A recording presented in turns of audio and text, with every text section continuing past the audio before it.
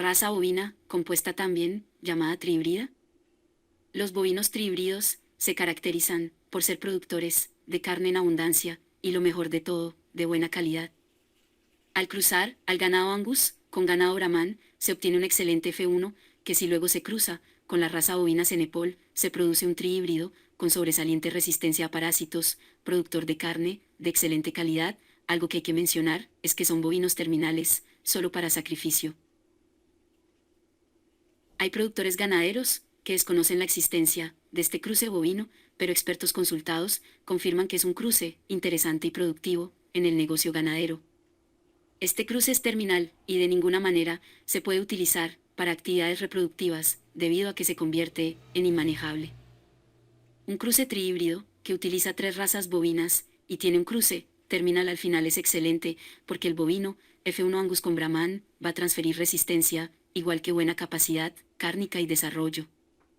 Al cruzar el F1 de Brahman y Angus con la raza Cenepol, por poseer origen taurino, aporta la resistencia que es característica debido a sus orígenes raciales. Este bovino trihíbrido es un cruce terminal interesante y apropiado gracias a la adaptación que tiene la raza Cenepol, debido a que le dieron origen 2 razas taurus africanas, y es de recalcar que estas producen mejor carne que el Bos indicus. Al final se obtiene 3/4 de Bos taurus y 1/4 de cebuino, por lo que se produce carne en cantidad y calidad. Este bovino resultante es muy resistente, presenta excelente resistencia a los parásitos externos e internos, adaptación a las altas temperaturas y a forrajes toscos o de baja calidad nutritiva. Fenotipo carnicero.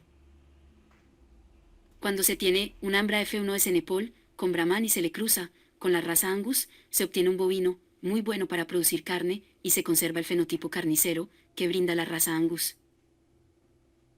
Estos bovinos, en su composición presentan el 75% taurino que le ayuda en temas de resistencia a ectoparásitos, altas temperaturas, humedad cuando llueve, por lo que presenta mejor salud y crece rápido.